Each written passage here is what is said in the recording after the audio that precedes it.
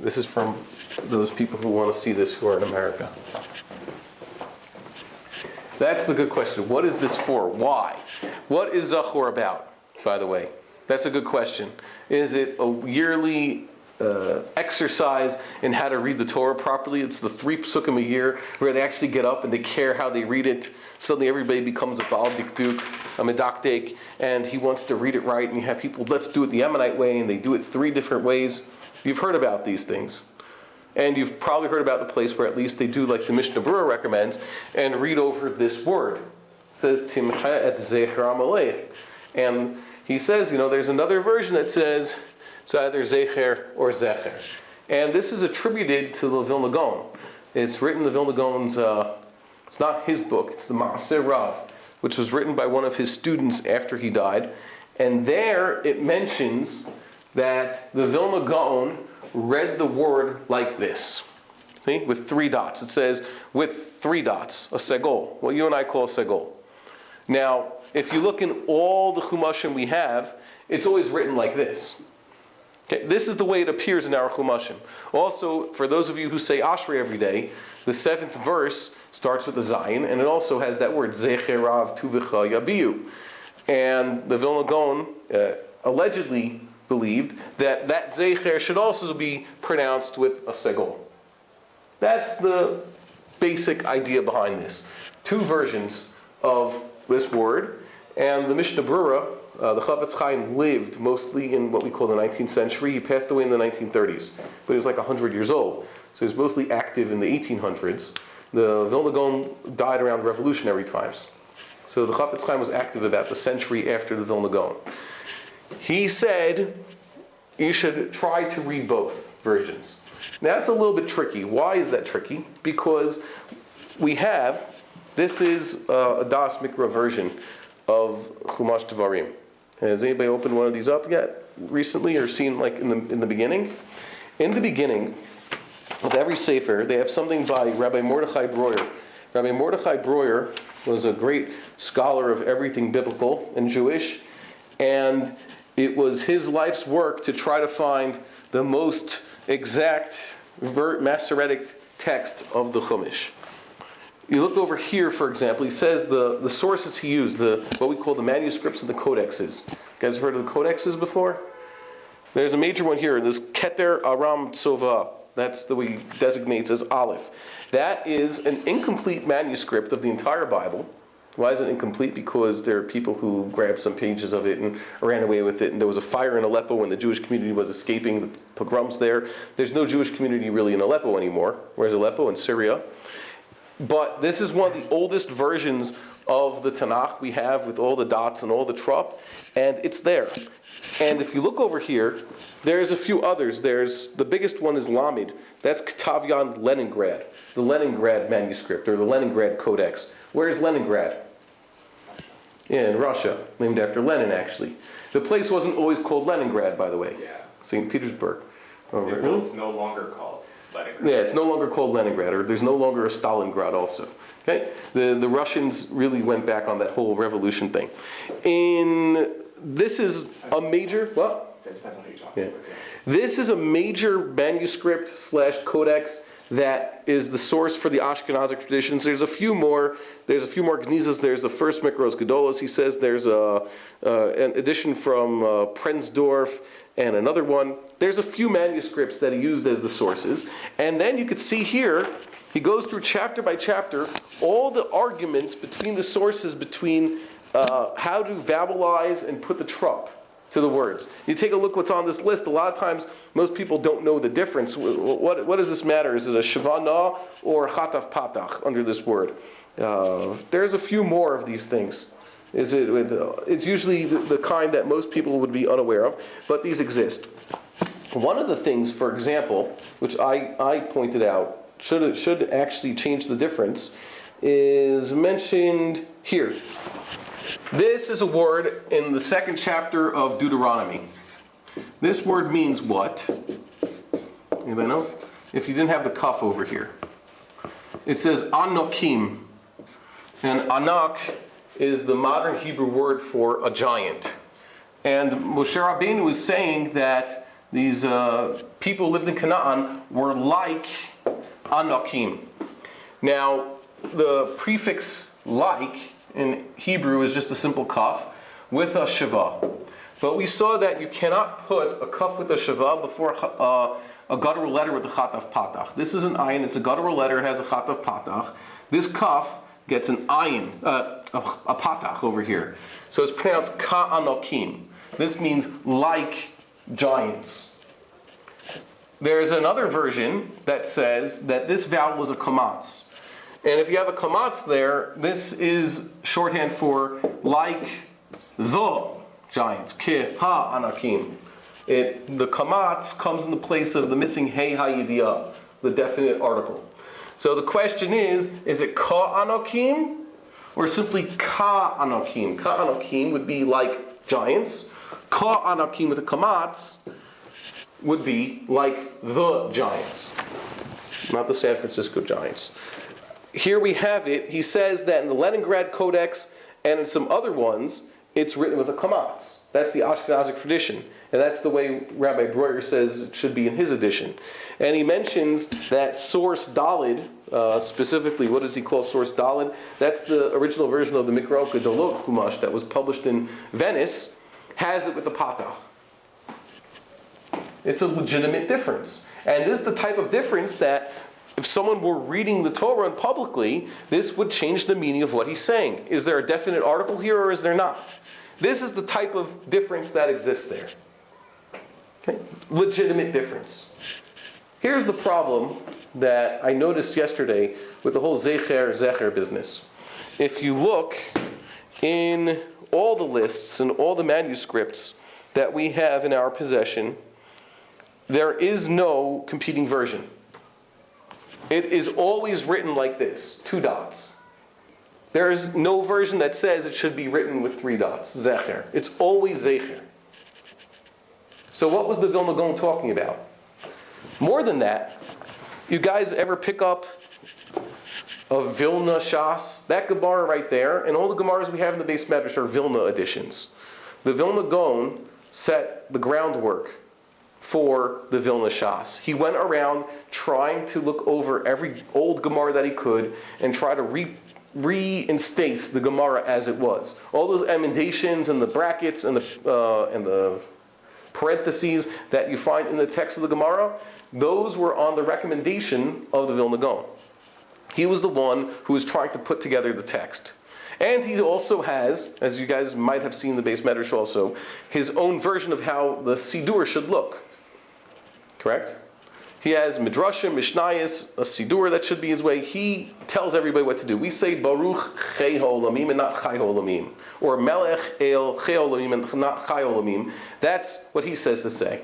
The bracha She'akol Nihya B'dvaro, not Nihya B'dvaro. All these we got from the Vilna Gaon. He's the one who instated the way the Ashkenazim vowelize typical things in their liturgy. But the Bible is different. The Bible is what we call a Mesorah, a received text. If you open up a Chumash or a Tanakh, you see that the dots actually matter. That's the tradition. The Karaites, the Sadducees, they would open up a scroll of the Torah and say you could put in the dots the way you want and read it the way you want. There's no oral tradition about how it's supposed to be read. And we disagree with that. This is allegedly the only example we have in the name of the Vilna Gaon how to read a particular word in the actual Torah. The Vilna Gaon will tell you how you're supposed to say the word in Davni. It's Yisgadel, not Yisgadal. He said that, apparently. He has what to say about the liturgy. But for the Chumash, there's so many arguments. Why wouldn't the Vilna Gaon tell us, is it Ka'anakim or Ka'anakim? And all the other arguments that exist at the beginning of this Chumash and the rest of them, between the Leningrad Codex and the Aleppo Codex and the Mikra Gedola and whatever the Sasson edition, all the ancient ones, the Vilna Gaon never said anything about them. He never told us which one he prefers. And the only time we have a tradition where he tells us what the proper vowelization is for saying the Torah is in an example where there is no competing tradition. This comes out of left field, the fact that this word should be with 3 dots under the Zayin and not 2. Everywhere it's written as 2. So what gives? Where did this come from? The way the Mishnah Berurah presents it, there's just two competing versions. There's this and there's that. So you have to satisfy both opinions, read the verse twice, or repeat the phrase. Say Timcha es Zecher Amalek, and then say Timcha es Zecher Amalek. Which one goes first? He doesn't tell you. Which one has primacy? I would say perhaps Zecher, because that is the way it appears in our Chumashim. And so far, maybe someone's already done this, you still open up your R Scroll Chumash, or whoever. How is it written? It's written like this. And they don't even have a footnote saying, the Vilna Gaon said it should be like this. There are even later poskim who didn't really pay attention to this whole issue. You guys heard of the Aruch HaShulchan? It was written around at the same time as the Mishnah Berurah. Didn't, for whatever reason, it is not as popular in the yeshivas, even though it's a more accurate reflection about what was actually going on in Eastern Europe at the time. The Mishnah Berurah recommended making a lot of changes to what we do. He had a lot of chumras, which he said, satisfy all opinions. The Mishnah Berurah was the one who told everybody, you should wear wool tzitzis to satisfy all opinions. There's some Rishonim and Achronim who hold that wool, cotton tzitzis, your talis cotton, it doesn't count as the mitzvah d'oraisa. It's only d'rabbanan. So if you want to do the real mitzvah, wear some wool tzitzis. Although the Ashkenazic tradition has always been that cotton is just as tzitzis as wool. You guys are probably wearing cotton, right? Everybody wearing cotton tzitzis? I'm wearing cotton tzitzis. Huh? Oh, those are cotton. Those are totally cotton. Wool costs a lot more. It's much heavier. Wool is like the actual talis that they don't make cotton talises for prayer. Only the big ones are always made out of wool. But the talis cottons that we buy are sometimes made out of wool, sometimes made out of cotton, and even sometimes they're synthetic. Have you seen those? Polyester ones. Yeah, you don't have a polyester one. Either way, the Mishnah... You're supposed to wear wool, though, right? What? Are you supposed to wear wool? I'm trying to tell you that that's the Ashkenazic tradition. Big Ashkenazic rabbis, like the Vilna Gaon and the Chazon Ish, wore cotton tzitzis, because the Ashkenazic tradition is that cotton tzitzis is just as mitzvah as wool tzitzis. The Mishnah Berurah said, because there's an argument, stick to the one that's not an argument. Satisfy all the opinions. This idea of satisfying all the opinions the way the Mishnah Berurah presents it, but he doesn't get into this, is this actually a legitimate opinion? Before the Vilna Gaon, no one ever knew that there should be an argument as to this word. There are actually words, like I said, there are other words that actually are subject to dispute. There are sometimes questions about trup, for example. The last verse in the Torah, the very last verse in the Torah has this thing. It describes what Moshe Rabbeinu did. L'chol ha-otot. I forget if there's vavs written here. Is there a gershayim over here? Is it written l'chol ha'otot like that? Or is it written? You can have a seat. Is it written like this? Sorry. Is there a trup over here, guys? You've seen this set of trup. This is a kadma and azla, and the other version has it that there's a gershayim over here. Does it make a difference in meaning?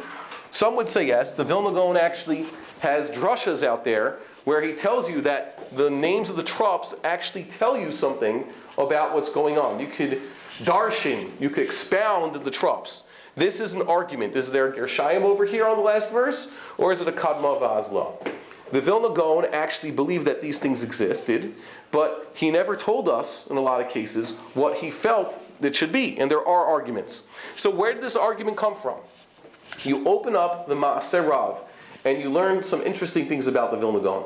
The first thing is that he would habitually go up for the 6th aliyah, the 6th reading, every Shabbos. That's the one he took. Why he was davening in a small minyan usually, and it's proper, really, who gets precedent to go up to the Torah? We hold the Kohen first, and the Levi, and then you have 5 other people. The scholars are the ones who are supposed to go up. Okay, they're the ones who take precedence. So the Vilna Gaon, everybody knew he was the greatest scholar there. He got an aliyah every Shabbos. On Yontif, he would always get the 5th aliyah, the last aliyah. And then it says that in the 4 parshas, he was the one who always got maftir. The 4 parshas during Adar, the ones we're in the middle now, Shkolim, Zachor, Para, HaChodesh, those were the Vilna Gaon's aliyahs during those parshas. And then it says, when Zachor came around, the Vilna Gaon himself would actually read the maftir. What is that implying? There was some other fellow who was the Vilna Gaon's reader. It was only at Maftir on Zachor that's when the Vilna Gaon specifically say, I wish to perform this reading. Why? Well, you know, there's a whole shtickle Torah. The Vilna Gaon believed that the Torah mandates us to read Zachor. Unlike all the other Torah readings, whatever that means, Zachor is on a higher level because the Torah mandates us. Quickly, there's this concept that you're supposed to remember Amalek. Remembrance has to be written in a book of the Bible. Correct? It has to be written in a book of the Bible. Here for us it's written in Devarim, Deuteronomy. And, properly remember saying, it has to be publicly recited from that properly written book of the Bible. That is, you take out a Torah scroll and read it in public with a minyan. So that's what the Vilna Gaon would do. He didn't believe Parah was biblically ordained. Whatever we could say about Zachor doesn't apply to Parah. Only Zachor is a mitzvah d'oraisa, a commandment of the Torah. And the Vilna Gaon himself would read this parsha himself. Once a year, that's when the Vilna Gaon would read the Torah. And we have testimony in the Ma'aser Rav that when it came to this word that's written in our Chumashim as Zecher, he read it like this. That's what it says in the Ma'aser Rav. There are later commentaries disputing this. We have testimony from Rabbi Chaim of Volozhin, so-called greatest Talmud of the Vilna Gaon. The Vilna Gaon did not have a yeshiva. Rabbi Chaim of Volozhin spent a lot of time learning personally with the Vilna Gaon. That's why we'd say he's a Talmid.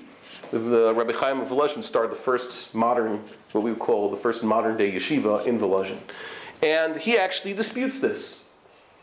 You could go see the commentaries. We have a few commentaries in the Beis Medrash. This is actually not so clear what the Vilna Gaon was saying. Was he saying Zeicher or Zecher? And some claim he originally was saying it Zecher, but then went back to Zeicher later in life. What did people hear? How many times did the Vilna Gaon actually read this in the synagogue? For a few decades. Was someone there every single time he read it? We don't know. Did the Vilna Gaon eventually get older and his voice get weaker eventually? Probably. Did the Vilna Gaon's voice change from when he was a well-known child prodigy in his teens? Well, he was a child prodigy, and then by the time he was a teenager, he was already known as the Vilna Gaon. He was already doing whatever he did. He lived well into his 70s. Was the Vilna Gaon always the same person? No, he's a human being. But he would read this. The whole argument is, therefore, according to all the testimonies we have, and there's 3 different sources, is that the Vilna Gaon read this word. The only question is not how it was written in his Chumash, because we know how it was written in his Chumash. All the Chumashim have it written like this. Rather, what did his students, that is those who were there, hear? So they heard both versions apparently. And now, this is the surprise that I have about this. The Vilna Gaon did not do things like everybody else around him. This is well known. The Vilna Gaon decided it's time to go back to the way things used to be. There's certain things that are off the Darche, that is, certain things that we've lost that we should gain back. We should all move back to the land of Israel. We should all be speaking Hebrew like the Vilna Gaon did. We should not be doing a lot of common practices that are done.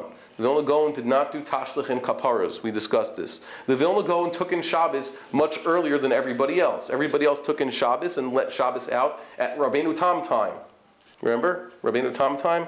It's much later. The Vilna Gaon says, no, the Gaonim, like we used to do a few hundred years ago, were correct. Shabbos actually starts by sundown and actually is over about 20 minutes after sundown. Yeah, Rabbeinu Tam people wait 72 minutes after sundown to let out Shabbos. Every time we do some form of malacha 50 minutes after the sun goes down here in Jerusalem, we are violating Shabbos according to Rabbeinu Tam and the Shulchan Aruch. That's a pretty heavy burden, but we have, the Vilna Gaon was the one who put it back this way. It said, we don't believe like Rabbeinu Tam. The Vilna Gaon had his own way of pronouncing Hebrew. Everybody around him, guys, see this vowel? Remember how we learned to pronounce this? The Vilna Gaon lived in a place where people said this basically as an A-like sound. That was a Litvish chaylim. Okay? And in Poland, they pronounce this like an I. Like people still do today because they think it's more old-fashioned. Correct? This is pronounced like an I. And we know that the Vilna Gaon said that this should be pronounced like a labial vowel, sort of similar to O, what we say nowadays. That's the Vilna Gaon. The Vilna Gaon also, it comes out from what the Vilna Gaon is saying, is that this vowel under the Zayin is not a true A sound like we say in Ashkenazis. Ashkenazis allows for a segol, the as in Zecher or Kasef or Melech, like we have on the board, and allows for Tzerei, which is the long A sound. Sefer, Shevet. See? Shevet, that's an example over there. And so too with Zecher. That was what everybody else is doing. The Vilna Gaon basically believed that a Tzerei is not the long A sound, as in way, or okay. The Vilna Gaon knew that there is no actual true Yud sound there. It's not a real consonantal sound. The segol is an sound, and a tzerei is when you close your palate a little bit more. You get a sound like eh. Does that make sense? Segol, and not a, but and eh. You hear the difference? How do Israelis say this? This is an English word. Someone say this out loud. Say this English word. No, this is a B. Yeah. Bet. Okay? Bet. Well, no. This is an English word, bet. And here's another English word, bed. Hear how we say this? This is a full segol. This would be, in Hebrew, bed. See? Bed.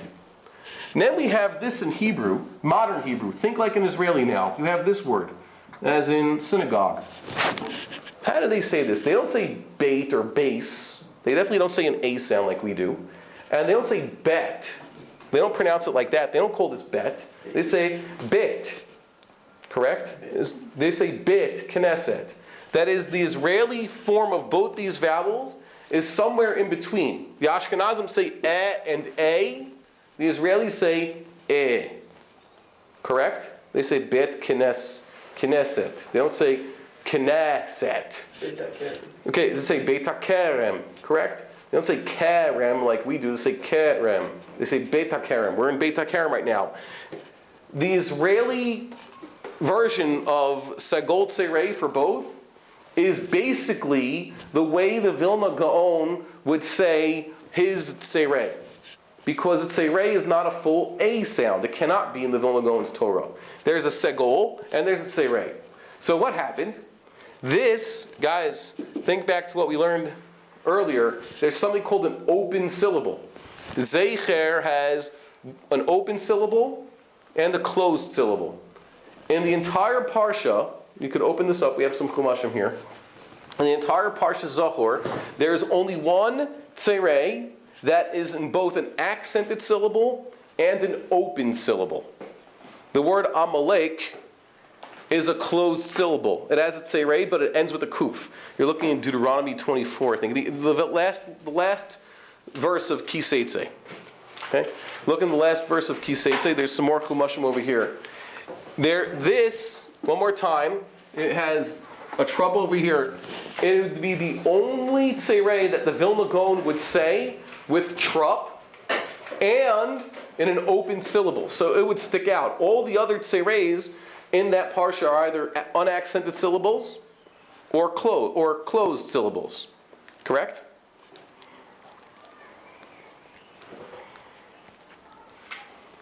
Tzei mi Mitzrayim is one of those. It's not as prominent because Baderech, mi Mitzrayim, the chem gets all the trup.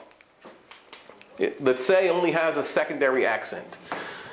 When the students were listening, the astute ones, like Rabbi Chaim of Volozhin, who had also read the Vilna Gaon's grammar book and knew to listen for the Vilna Gaon's tzerei, that it was not a classic Ashkenazic one, heard it like a Vilna Gaon tzerei. So they testified that he said Zecher, because the Vilna Gaon said something along the lines of Zecher, something like that. Not Zeicher, he said Zecher. But for the weaker students, who were not so holding the Vilna Gaon's unique form of pronunciation of the vowels, heard something that was not a zeh, so they assumed it's a zeh, a segol. That's what I would like to suggest. And that's why, this would explain why we have no competing versions in all the manuscripts. They all say with the tzerei, but the Talmidim the students of the Vilna Gaon would report hearing different things. How did he actually say it? And the answer is, he said it like this, but it didn't sound normal. It was different than Ashkenazim. You could probably imagine the Vilna Gaon was also like the Shulchan Aruch rules, and like the Gemara says, he didn't pronounce all his chets like chafs, because they're different letters. And he also held like the Gemara, which says an ayin is its own sound. It's not identical to an aleph sound. It's its own consonantal sound. This is what I would like to suggest is the explanation for where this whole deal with Zecher came from to begin with. This also shows, if I am correct, that the whole argument is not necessarily one of what is the correct version of the word. This is the correct version of the word. You just have to pronounce it right. That's the way the Mishnah Berurah presents it. Two different ways to pronounce the word. But really, what they're trying to get at, or what the authors missed, was the Vilna Gaon was trying to show people how to actually properly pronounce Hebrew once a year. This is the way to pronounce it. But they weren't listening close enough, and apparently maybe the Vilna Gaon told them, listen to how I'm going to pronounce it so you could copy me. The Vilna Gaon's method of pronunciation was basically lost for a few hundred years. People forgot a lot of the details. The book, Diktuk Eliyahu and Diktuk Hagra, both of them were reprinted by Musad Rav Kook in the modern era, in the mid-20th century. Does anybody really study them so much? Not so much. Were they in possession of everybody for a long time? Not so much. There are many people who like Torahs of the Vilna Gaon. They like to do like he did, but they don't study everything, and they don't know how to put everything together. I was surprised, for example, you guys were around the Rosh Chodesh. What is the Psalm of the day for Rosh Chodesh here? What do they say? You guys think? Just do Barchi Nafshi. They just do Barchi Nafshi. In America, what do they do? I've never seen that. You do Both the Barchi Nafshi and Shir Shal Yom. And the Shir Shal Yom. So if Rosh Chodesh is going to be, the next day of Rosh Chodesh, by the way, is, for those keeping track, Rosh Chodesh Nisan will be Shabbos. Just Shabbos. And in America, they're going to say the psalm for the Sabbath day and the psalm for Rosh Are Chodesh. they not here? Here, the minhag, in the name of the Vilna Gaon, is one Shir Shal Yom a day. So if it's Shabbos and Rosh Chodesh wins. No Shir Shal Yom for Shabbos. So usually you end up saying like Shir Shal Yom for Shabbos. Usually you do. This coming Shabbos, pay close attention. A lot of the synagogues in and around Jerusalem, What about during like Kabbalah Shabbat? they will only, what? No, that's not Shir Shal Yom. That's not a day prayer. Okay. Kabbalah Shabbos is not a prayer, actually. Yeah. Not a form of it. No, that's why I asked. When we say Shir Shal Yom, we commemorate what was done in the temple. What is a Shir Shal Yom? The song that the Levites would sing when that day's sacrifice was offered. We have a list in the Mishnah. On every day of the week, there was a unique song. And there's a song for the Sabbath day also. And Rosh Chodesh had a special korban, what's called the musaf, the additional offering, a lot more animals. So the Levites had a special song that they sang that day. Now the Vilna Gaon says one Shir Shal Yom per day. Here's the question. If in the temple on Rosh Chodesh there were at least two songs, there was whatever day of the week it is plus Rosh Chodesh, why is the Vilna Gaon rejecting this practice? He says only one song every day. What's the deal with that?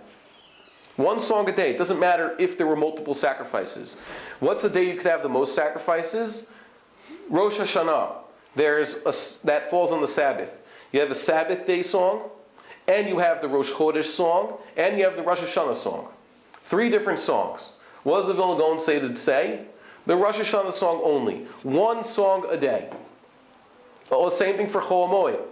You guys have seen Chol Hamoed is going to come here on Passover. What are we going to do? We're going to say each day of Chol Hamoed a song specific for that day of Passover, and we are not going to say the song for that day of the week. What's going on here? You have to compare this to something else the Vilna Gaon said, and that is, you shouldn't be sitting around reciting psalms after the prayers are over. The prayer ends at the Kaddish, Titkabal, Oseh Shalom b'Rumav, Hu Yaseh Shalom, Aleinu B'al Kol Yisrael v'Yimru Amen. The Rambam writes, then you're supposed to go to work. The Vilna Gaon says, then you're supposed to sit down for a few hours and study, if you can do that. That's what the Vilna Gaon did. Aleinu and everything else afterwards is extras. And the Vilna Gaon was opposed to extras. When davening's over, you're supposed to get to whatever it is you have to do, which is probably the best thing to do is study Torah. You have some Mishnayos to learn. You have to learn a few chapters of the Bible with the Targum and the commentaries. And then you have to learn a few chapters of the Mishnah by heart, and then do a few pages of Gemara with the Rif and the Rush and the Rashi. That's what the Vilna Gaon did. And then you could go eat breakfast once you've done a few daf of Gemara. That's what he used to do. He was opposed to the recitation of Tehillim.